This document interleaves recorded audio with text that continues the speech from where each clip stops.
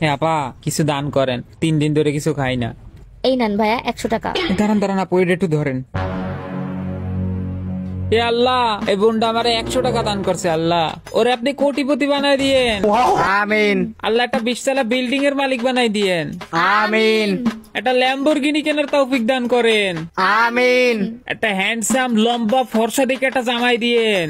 আমিন। একটা iPhone 16 pro max কেনার তৌফিক দান করেন। আমিন। আলহামদুলিল্লাহ। আচ্ছা ভাই, এবার আপনি কিছু দান করেন। এনেন ভাই 2 টাকা। 2 টাকা? আচ্ছা এটা ধরেন তো, একটু ধরেন। ইয়া আল্লাহ, এই ভাই আমারে 2 টাকা দান করছে, তারে আপনি একটা রিক্সা কেনার তৌফিক দান করেন।